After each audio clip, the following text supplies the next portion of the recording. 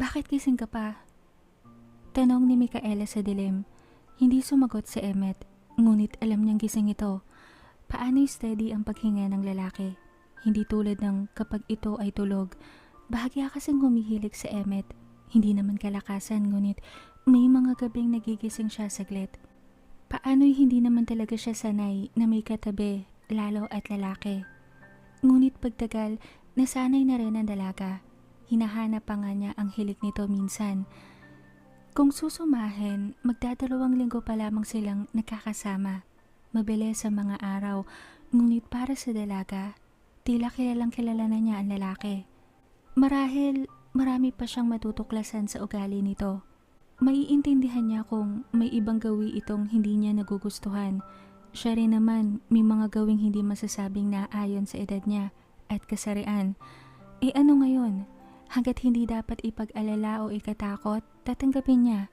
Wala naman perpekto. Iniisip ko yung sinabi ng mama. Ani Emmet na umagaw sa dalaga sa paglipad ng diwa. Hindi sumagot si Micaela. Hinintay na magpatuloy ang nobyo. Hindi ko balak magtagal sa pabrika. Nag-iipon ako. Balak ko mag-ibang bansa sana. Tamang ipon, tapos pagbalik ko, magtatayo ako ng maliit na karinderya o kainan. Pangarap ko talaga yun noon pa.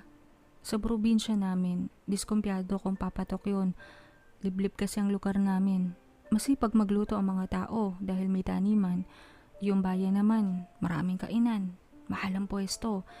Ang gusto ko sana pati sa ibang lugar. Dito nga, maganda rin kasi yung may bahay dito at may bahay sa probinsya. Para na rin sa mga kapatid ko kapag nagsilakihan sila at nais nilang makaluwas sa Maynila, may tutuloyan sila. Parang katulad lang din nila Jedy, may mga kapatid siyang dumadalaw. Pero matagal pa yun, bata pa mga kapatid ko, nasa elementary pa lahat. Mahabang wika ni Emmet na saglit tumigil bago muling nagpatuloy. Alam mo, mula nang nakilala ko kayo, natagpuan ko yung tipo ng mga babaeng moderna mag-isip. May sariling pagpapasya at hindi nangingiming sabihin ng nasa sa loob. Independent. Sa amin kasi kung may katulad nyo naman yung pag-uugali, baka bihira. Nung una, medyo nahihiya ako sa sitwasyon natin tungkol sa pera. Pero naisip ko, isa yun sa mga bagay na natural na lang sa inyo. Kahit hindi tuwirang sabihin ng mama, nakapaloob na doon na tutulungan niya ako magnegosyo. Para rin sa atin. Ang swerte ko pala kako. Hindi siya naging tulad ng ibang biyana na grabe kumang-ape. May ipon ako, Micaela, pero hindi sapat. Kayang i-cover ang gamit, yung ititinda, pero ang lugar, ang pwesto, hindi naaabot ron. Sa alok ng mama, bakit hindi? Ibabalik ko na lang kapag maganda ang kinalabasan ng lahat. Mahabang wika ni Emmet. Paano ang trabaho mo? Tanong ng dalaga naman. 5 buwan lang ang kontrata ko sa pabrika. Huling buwan ko na nga ngayon sakto. Isa ako sa mga nasabing i-renew. Gusto kong sumugal. Hindi na ako magpaparenew ng kontrata. Desisyon ni Emmet. Kinabig ng dalaga ang lalaki. Salamat. Hindi ka mahirap kausap sa ganito. Alam ko kasi sa lalaki talaga, karamihan ma-pride. Isang buntong hininga ang pinakawala ni Emmet bago sumagot.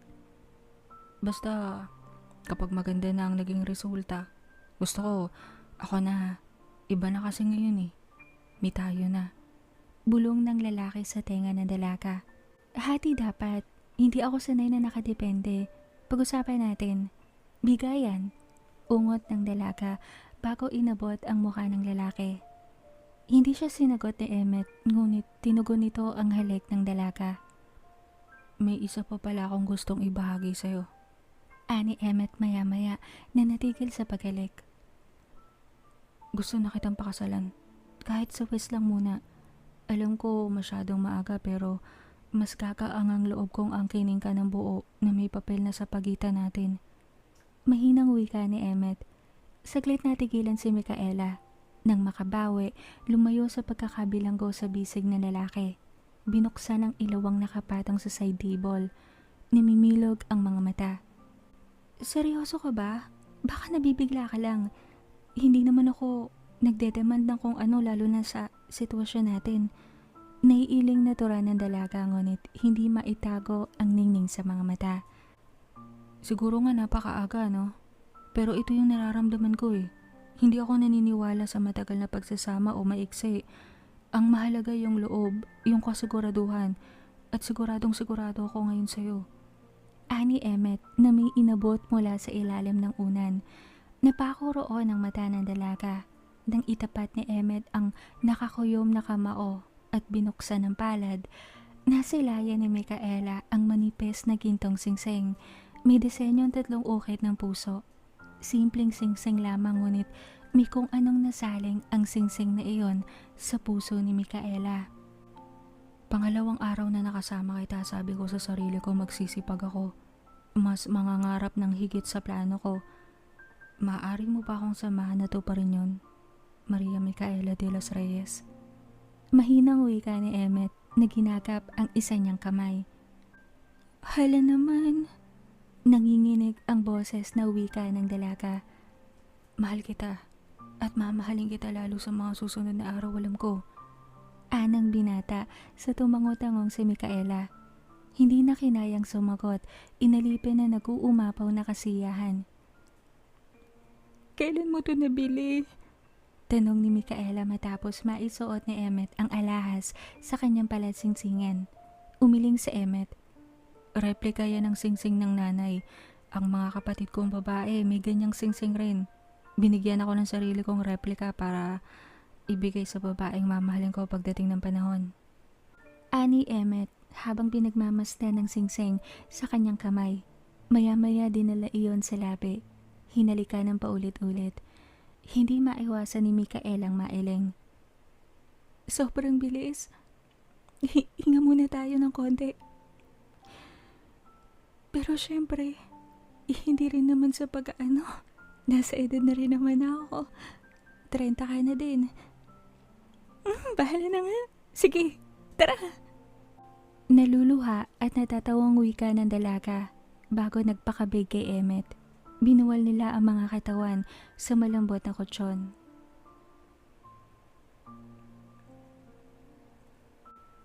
Ano nga ulit? Ano? Hindi makapaniwalang tanong ni Jedy nang ikinuwento ni Micaela ang intindihan nila ni Emmet, sabay pakita ng singsing sa kanyang daliri. Alam ko, mabilis, pero nasa oras o panahon ba yun? Ang alam namin, minamahal namin ang isa't isa sa pagdaan ng mga araw. Napapatungong wika naman ng dalaga. Wow! But I must admit, nakakaloka tong kinalabasan pero hindi na ako nagulat ng bongga. First day pa lang naman, iba na yung vibrations ko sa inyo. Hindi ko lang akalain na ganito kabilis magkakadevelopan kayo, pero sige, support kita dyan. Ani Jedy na binigyan naman ng mahigpit na yakap ang kaibigan. Ilang mga araw ang dumaan, unti-unting nagplano at naghanda na si Emmet sa karinderyang sisimulan. Kasama niya ang dalaga na pumunta sa Divisoria. Mas makakamura kasi roon kung bibili ng gamit. Umarkila sila ng sasakyan, dala ang listahan at pera ng mga gamit na pakay. Isang linggong paghahanda.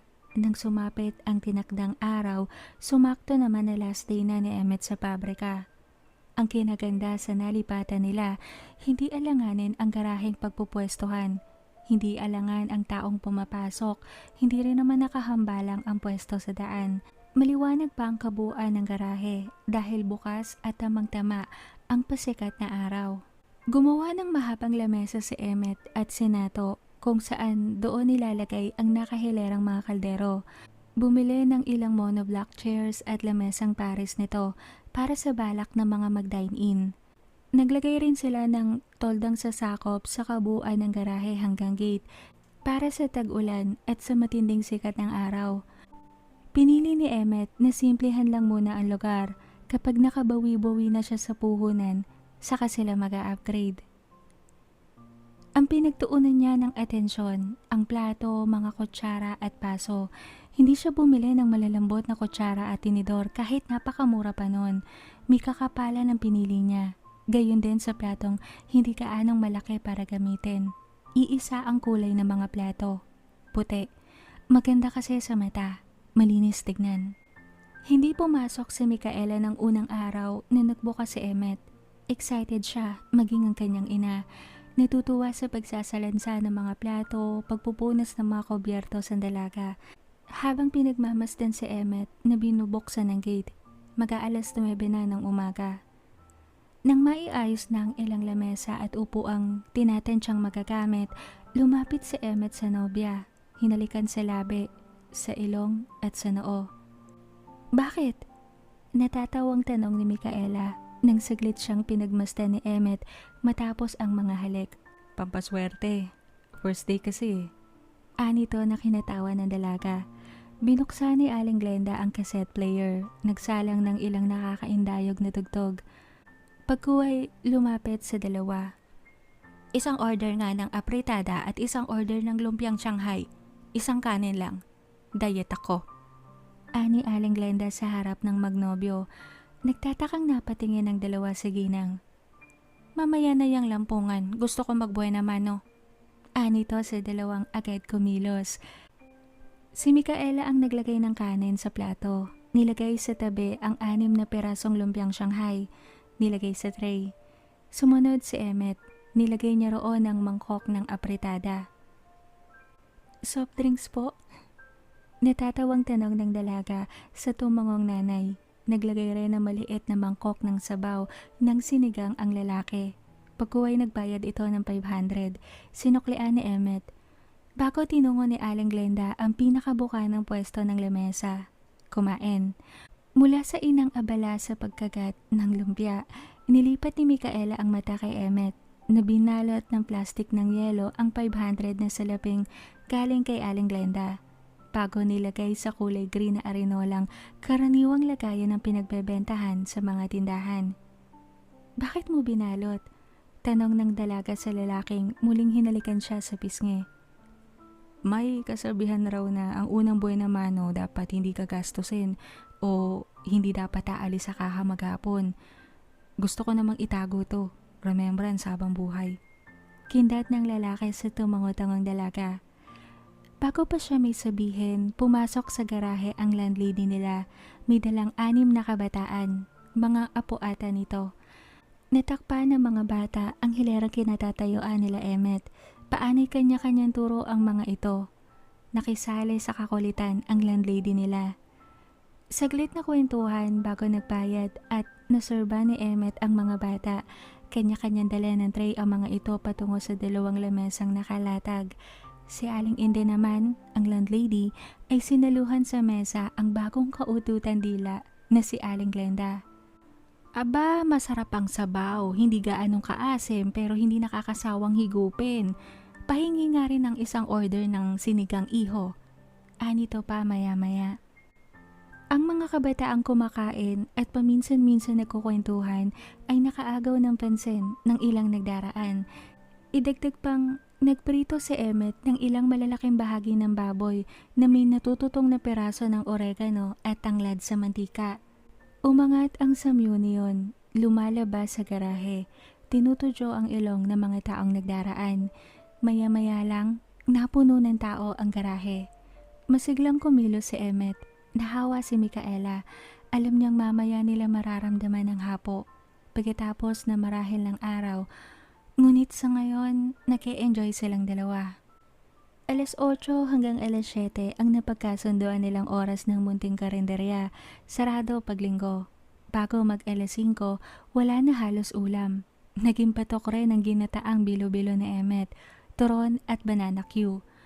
Bago tuluyang nagsara si Emmet, humabol si Nato. Kumain, nagkwentuhan saglit. Bago matapos si Nato sa pagkain, taob lahat ng kaldero ni Emmet. Kuha na kaya tayo ng makakatulong mo sa paghuhugas ng gamit. Iba ang hapo mo niyan pag mayat maya ka naguhugas. Anang dalaga sa nobyong nagsasara ng gate. Pakiramdaman muna natin ang 1 linggo. Sanay naman akong panay kilos eh. Ani Emmet naman sa dalagang sinasalansan sa paminggalan ang mga pinggang nahugasan. Nauna na sa silid si Aling Glenda. Napagod, kakakain maghapon at kakadaldal sa landlady na kayang tumambay ng kalahating araw sa kanila. Ang masarap na pagkakaluto ni Emmet sa mga ulam ay naging popular, maging sa opisina nila Micaela. may nagpapasadyang magpadala nang minsang makisalo ang isang kaopisina nila Jedy sa ulam na baon ng magkaibigan. Nauso ang paluto, lalo kapag may okasyon. Nagdagdag na si Emmet ng bila-bilaong pansit. Naka-display ang iba't ibang laki ng bilao sa bahagi ng isang garaheng ginawang menoboard ng lalaki. Nagdagdag ng lamesa, ng bangko. Isang mabait at may edad na ginang ang nakuha ni Aling Glenda sa kanilang lugar na siyang umaalalay kay Emmet sa karinderya. Luto na lang halos ang ginagawa ng lalaki. Minsan nagsiserve pag talagang hindi na kaya ng kasama niya ang mga tao. Isang hapon, pasara na ng gate ang lalaki nang makitang papalapit si Mila. Natigilan si Emmet nang humabol ito. Saktong pumara naman ang taksing kinalululala ni Micaela sa harap ng gate. Kaya pala kating-katik kang umalis sa amin kasi magtatayo ka ng sarili mong negosyo. Manggagamit! Ani Micaela na kinakunot ng noo ni Emmet. Pinagsasabi mo dyan. Tanong ng lalaking natigil ang pagsasara ng gate. At napatingin kay Micaelang paibis na ng taxi.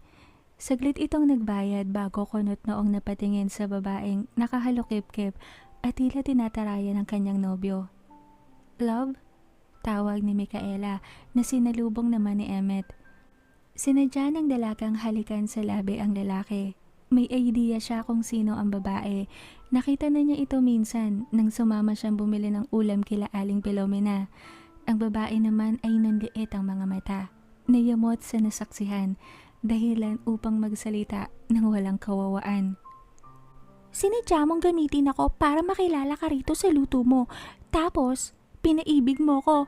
Pinangakuan ng kung ano-ano. Tapos aalis ka rin pala. Sasama ka sa babaeng yan.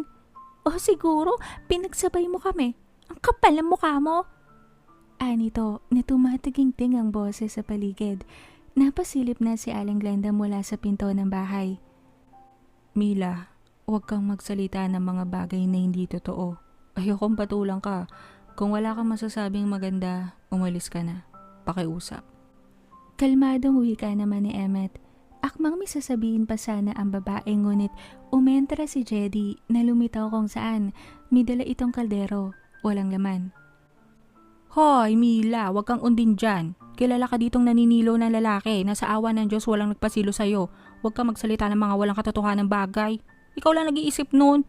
Nagpaimbestiga ako bago magkain laban ng dalawang yan. Hindi naging kayo. May mga kontak akong kaya magpatotoo, no?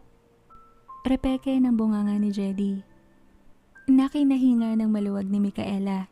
Hindi kasi siya yung tipo ng taong mapagkompronta. Buti na lang andyan si Jedy. Sige, subukan mo magsalita dyan na naging kayo. Ihahambalos ko tong kaldero sa mukha mo. Sige! Pananakot pa nang nanggagalaiting si Jedy. Saglit na palunok si Mila bago unti-unting lumambot ang aura. Binalungan ng luha ang mga mata. Wala nang kumakain sa karinderya namin kasi... Tila pasukunan nitong sabi. Naitakip na Emmet ang palad sa bibig. Pigil na mangiti. Napatingin naman si Micaela sa nobyo. Nagahalo ang pagkapantastiko at kalituhan. Gano'n naman talaga, may season yan. Tapos na yung season nyo. Kahit magsara si Emmet, hindi na rin naman siguro kayo tatauhin. Alam mo, sorry pero napipilitan lang kami bumili kasi walang malapit ritong karinderya. Magsari-sari store na lang kayo. Tila ba nabagbag na wika ni Jedy. Pinapatahan ang dalagang sumisinghot-singhot. Nang muling magsasalita sana si Jedy ay bigla naman tumalikod si Mila. Nagpa siya nang umalis. Nakita pa nilang palapit si Nato, ngunit na makitang lumagpas sa kanya ang babaeng umiiyak, nalilitong sumunod ito. Mali ka, Jedy. May nais namang magpasilo. Bulag lang si Mila. Ani Emmet sa napangiting dalaga. Agad nilang nasakyan ang pinupunto ng lalaki habang sinusundan ng tingin si Natong humabol sa babae. Iyon na yun? Akala ko naman kung ano na. Sabat ni Aling Glenda na sumungaw sa nakaawang na gate. Paano ba yan? Binouch ako na kaibigan mo. Huwag kang magagalit o mag-isip ng kung ano ha. Hindi ako nagsisinungaling. Wala akong naging kasintahan dito sa Maynila. Sa probinsya dati, oo. Pero tapos na yun. Ikaw ang huli. Ikaw ang totoo. Along pakiusap ni Emmet sa dalagang saglit bumuntong hininga. Inaasahan ko na manamigan nito eh. At least kahit paano may konting gewang sa ating dalawa. Pero nakakaselos pa rin ah. Hindi maiwasang wika ni Micaela na hinampas pa ang dibdib ng natatawang si Emmet. O siya, sige, tama na yan. Ang mahalaga dapat kayo sa isa't isa. Sapagkat ang pagsasabi ng dapat ay pagsasama ng maluwat. Sakay ni Aling Glenda na halatang kampe kay Emmet at hindi nalabungan ng kung anong agaw ang isip sa eksenang nasaksihan. Nagkatinginan si Emmet at si Micaela. Natahimik, maging si Jedy. Oh, bakit parang may dumaang anghel? Tanong ng ginang na lumabas na ng gate. Humalokip-kip. Tila nagkakaintindihan kahit hindi na isa tinig pa. Tumango si Micaela sa nobyo na kinangiti ng tipid ni Emmet. Hihingi sana ako ng tirang ulam pero baka bukas na lang. Ani Jedy na akmang patalikod ngunit sabay na pinigilan ng dalawa. Best friend, kailangan ka namin. Kung ataduhin kami, at least kasama ka. Natatawang wika ni Micaela na sunod-sunod na kinatango ni Emmet. Hala, bakit ako? Tila napipilitang wika ni Jedy, ngunit hindi na tinangkang umalis. Humarap si Emmet at Micaela sa ginang, nakunot ang noo. Yumakap ang dalaga sa bewang ng lalaki. Kinuha naman ni Emmet ang isang kamay sa dalaga kung saan nasusuotan iyon ng singsing na bigay niya 2 linggo na rin ang nakakaraan. Ma, nagpa-schedule na kami ni Micaela. Papakasal na ho kami sa West muna. Tapos mag-iipon ho para ikasal na sa susunod na taon. Ani Emmet na kiniliwanag ng mukha ni Aling Glenda. Oh, edi maigi. Anang ginang. Ma, mahal na mahal ko ang anak nyo. Mahal ko na rin ho kayo. Hindi ho namin kayang magsimula ng totohanan na hindi sinasabi sa inyong lahat. Tatanggapin ho namin kung... Saglit itong tumingin kay Micaela at Jedy bago nagpatuloy. Kung aataduhin niyo ho kami sa galit na mararamdaman niyo. Anang lalaki pa, pagkuway mabilis na pinaliwanag sa malinaw na mga salita ang totoong nangyari ng araw na dumating ang ginang kasama ang lalaking pinagkasundo nito sa anak. Napanganga si Aling Glenda. Saglit nagpalipat-lipat ng tingin sa tatlo. Namayani ang mahabang katahimikan. Tahimik nilang pinapanood ang pagpapalit-palit ng emosyong nabakas sa mukha ng ginang. Hindi pa kamo tuluyang nasusuko ang bataan. Tanong ni Aling Glenda na kinalunok ng tatlo. Natatakot sa salitang muling masasabi ng ginang pag nagkataon, ngunit handa na ang tatlo, lalo ang magnobyo. Nadismaya ako sa iyo, Emmet. Lalo na sa iyo, Micaela. Anito pa, nakinatingin ng tatlo sa lupa. Pero kung sabi nyo, nagmamahala naman na talaga kayo ng totohanan at yan ngang may nangyayari na sa inyong dalawa kahit hindi pa lubusan kung lubusan ngang matatawag iyan. Ano pa bang magagawa ko? Pasalamat na lang ako at hindi ka natapat sa gagong lalaking napili mo ng araw na yun. Tila sumusukong wika ni Aling Glenda. Mama! Naluluhang wika ni Micaela na bumitaw kay Emmet at niyakap ang ina. Tita! Sorry, tita! Ngawa naman ni Jedy na yumakap na rin sa ginang. Nag-iyakan ng tatlong babae. O siya, pumasok na tayo sa loob. Nakakahiya na sa kalsada tayo nagdadramahan. Palis ni Aling Glenda sa mga luhang panay na naglandas sa bawat pisngi. Nang bumitaw ang dalawang dalaga, binuka ni Aling Glenda ang mga bisig para kay Emmet. Parinig ka nga ditong damuho ka. Pasalamat ka, masarap ka magluto at nahuli mong kiliti ko. Kunway pagalit na wika nito ngunit nanginginig naman ang mga labi. Yumakap si Emmet, mahigpit, Humingi ng sorry ngunit nangakong mamahalin si Micaela ng lubos.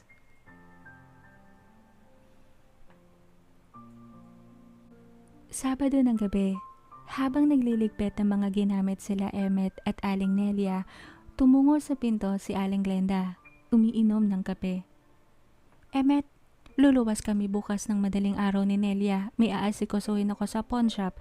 Sasabay na rin siya sa akin pag uwi. Lunes na ang uwi namin. Madaling araw. Naisip ko kung may papasabay kang gulay at ilang kakailanganin mo sa kusina.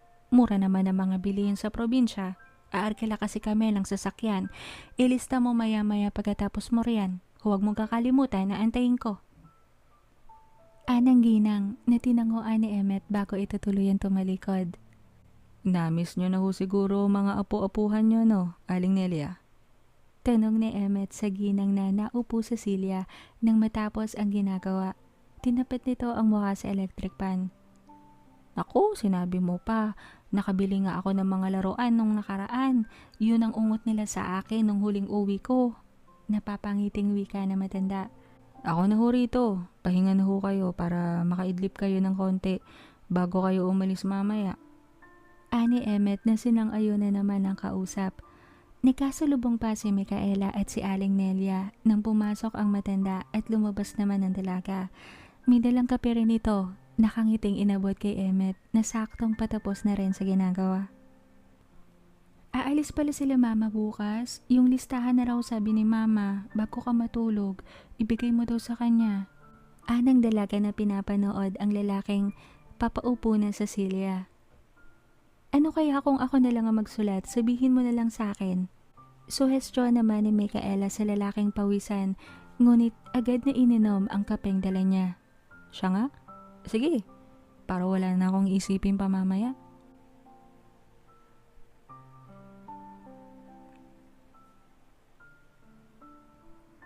Naalimpungatan si Micaela sa malalakas na buhos ng ulan.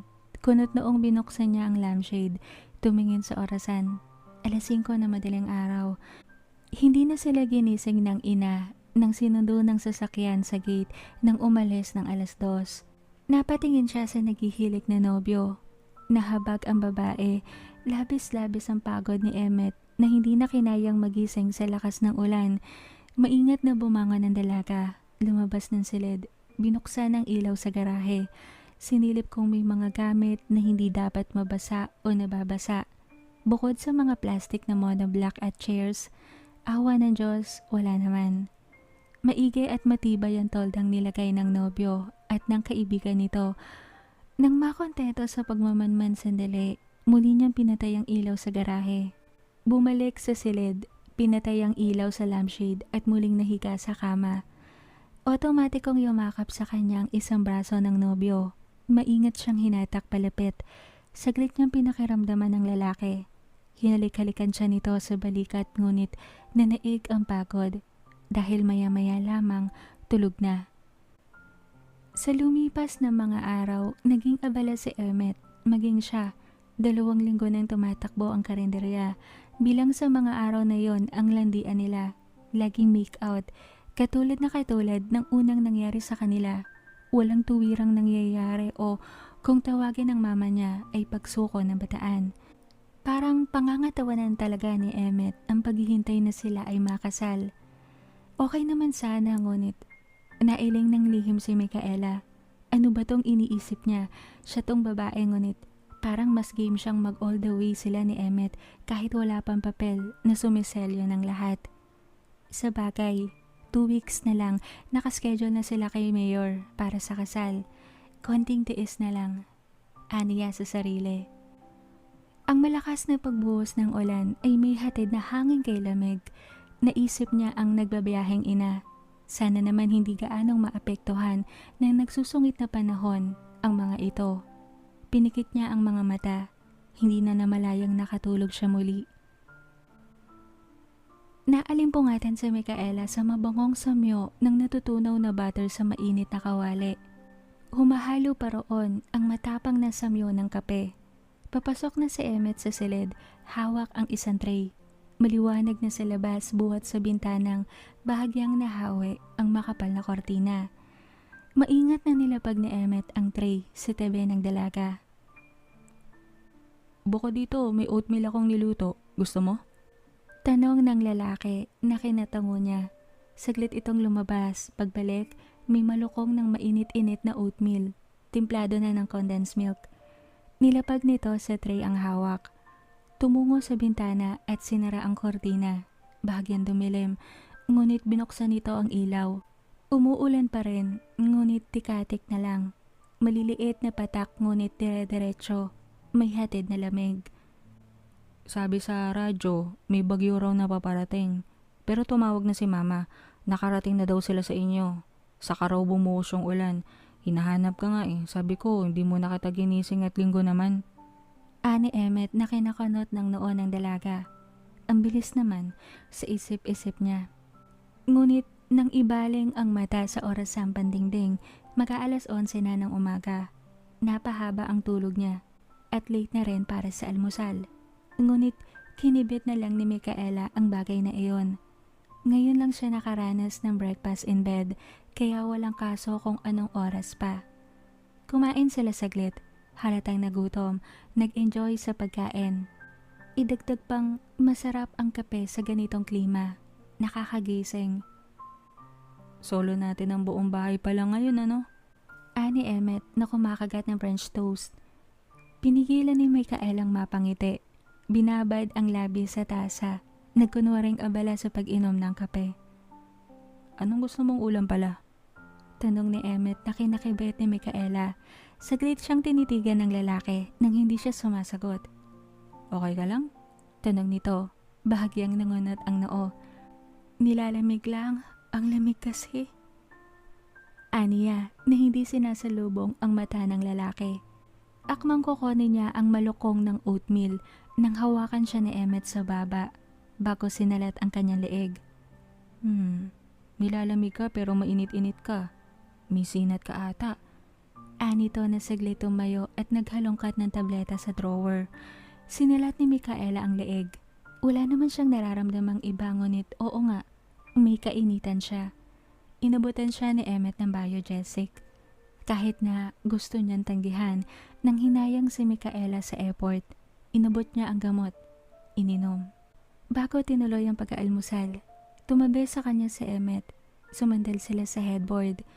Maya't maya, napapatingin sa kanya ang lalaki. Kunot ang noo. Parang habang tumatagal, umiinit ka.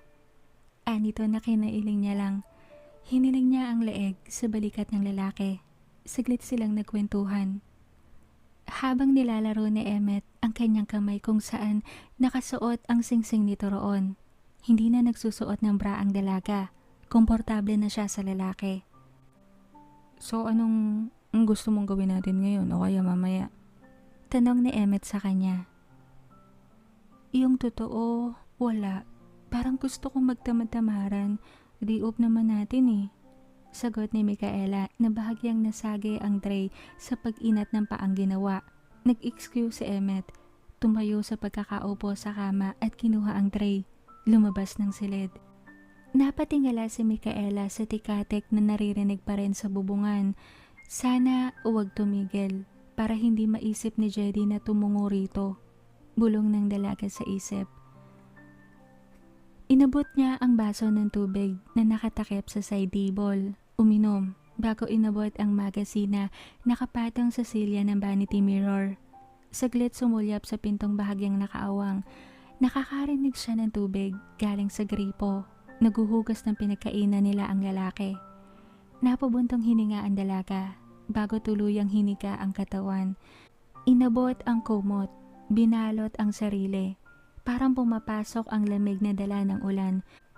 Hindi na niya namalayan ang magazine na bumagsak sa kanyang tabi nang muli siyang makaidlip.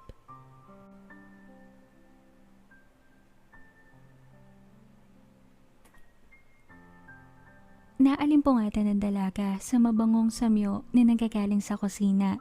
Hindi pa siya gutom, ngunit mabango sa ilong ang niluluto ng lalaki.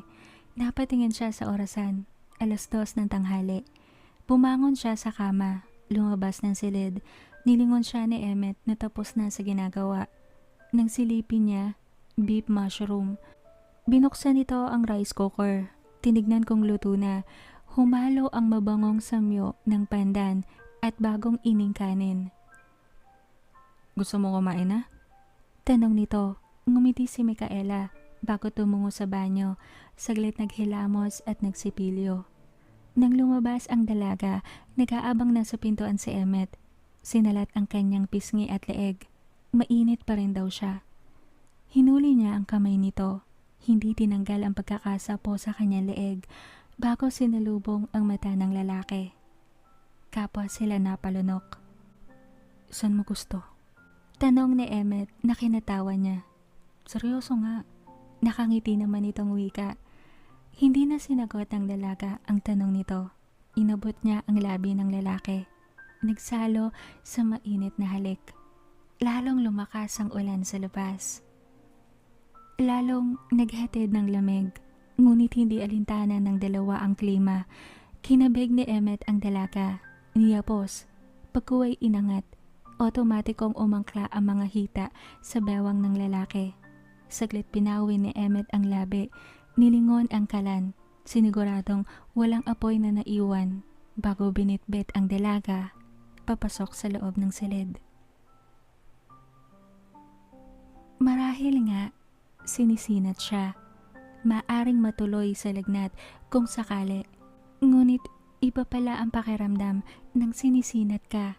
Ngunit hindi naman masakit ang ulo at hindi mabigat ang katawan. Tapos sumasabay pang fertile siya. At may lalaking humahalik mayat maya sa kanyang leeg, balikat at punong tenga. Iba yung kiliti, nag-uumapaw na pananabik. Gusto niya. Gustong gusto ng katawan niya. Naigtad sila pareho ng kumulog. Sunod-sunod, nagmamadaling tinanggal ni Micaela ang suot na pang-itaas. Si Emmet tinungo ang pinto. Siniguradong nakalak. Saglit siyang pinagmasdan nang hinagis niya kung saan ang suot na panjama. Hindi na inabalang takpan ng katawan. Ganon din naman. Ngunit tinira niya ang manipis na saplot pang ibaba. Lumapit si Emmet.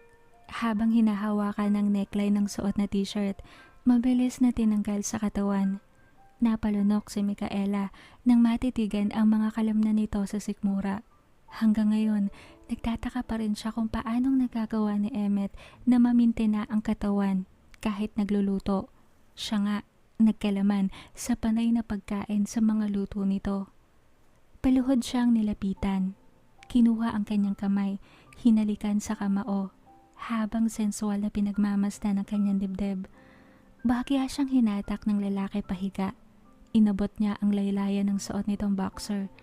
Kagat ang labing hinatak pababa. Gusto niya ring makita. Lagi na lang kasing sa dilim o sa tanglaw ng lampshade niya nasisipat ang kasalanan nito. At least ngayon, sa maliwanag na ilaw ng fluorescent naman at solong-solo nila ang bahay. Love, solo natin yung bahay. Bulong niya sa tumawang lalaki. Sinabi nitong ulitin niya raw. Ang sexy raw kasi ng pagkakasabi niya, nakaka-turn on. Tuluyang lumantad ang kasalanan ng lalaki sa kanyang paningin. Binaba ni Micaela ang mata roon bago sinalubong ang mata ng lalaking unti-unti siyang kinakabig. Sabi ko, solo natin yung bahay, love. Huwag mo kong respetuhin, please. Nakatawa niyang bulong dito. Saglit tumigil si Emmet sa ginagawa. Tinitigan siya sa mata. Ito naman ang kumagat sa labi. Hindi ko na kayang mag-antay ng 2 linggo. Okay lang ba? Tanong nito na sinang-ayon na naman ni Micaela. Aba, mabuti naman at nasabi mo yan. Solo natin ang bahay, magpakaligaya tayo. Naisa na niyang sabihin, ngunit hindi na yon sinabi ng dalaga pa. Tumango na lang siya ng sunod-sunod.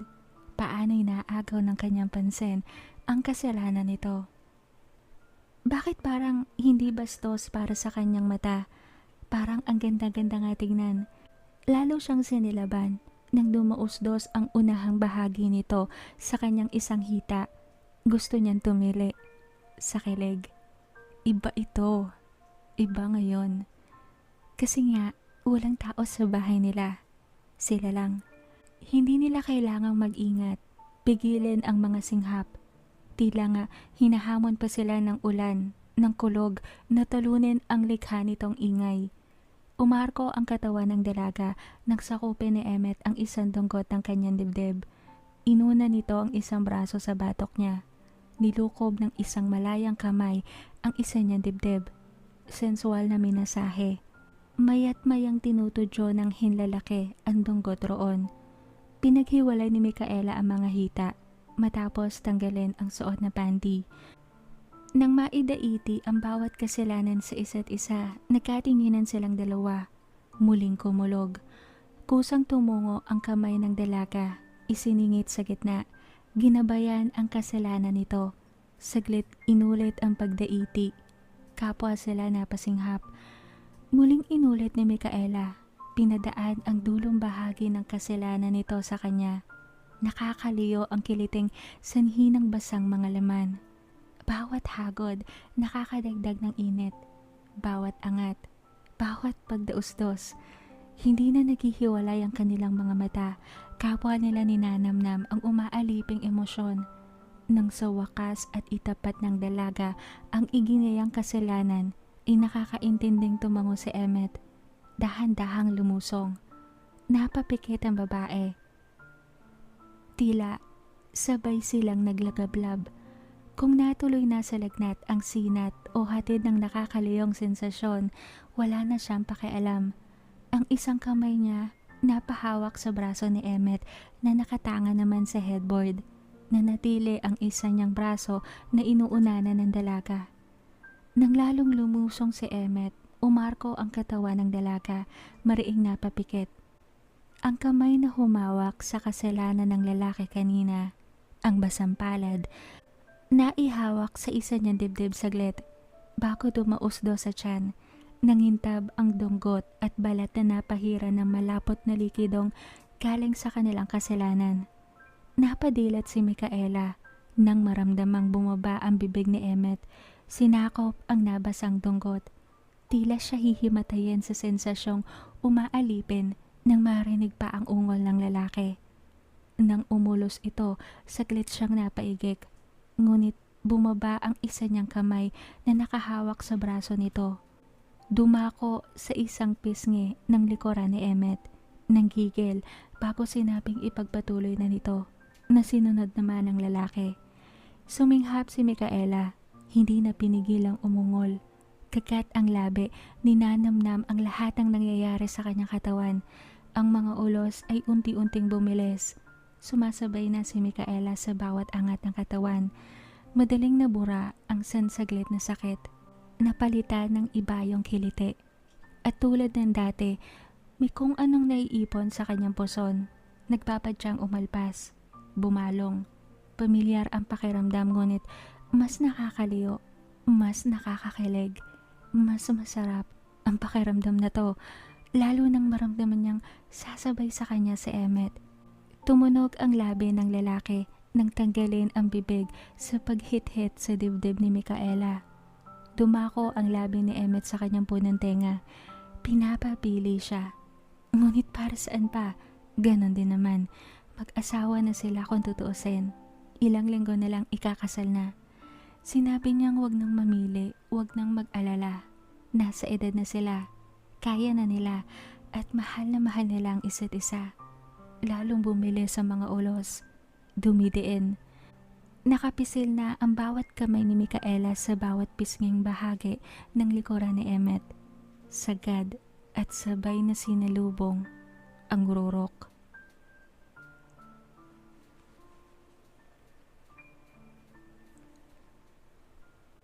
Sabihin mo ulit. Hiling ni Emmet nang kapwa sila makabawi sa hiningang hinahabol. Hindi na nila nabilang kung ilang beses silang umulit. Ang alam nila, kapwa nila ginusto. At gustong gusto pa nilang ulitin. Dangan nga lang at napapagod rin sila. Sabi ko, solo natin ang bahay. Habulin mo ko. Patol ng babae sa tumawang nobyo. Niyakap siya ng mahigpit na Emmet. Natigil ang tawanan nila nang muling kumulog.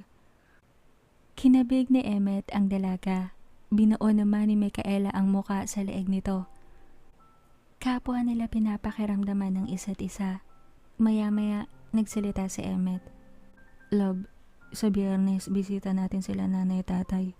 Pinaluwas ko sila rito para makita ka. Gusto ko makilala mo sila eh. Para na rin makapamanhikan ako ng mas maayos. Anunsyo ni Emmet na kinalabo ng mata ni Micaela. Sanhi ng mga luhang bumalong.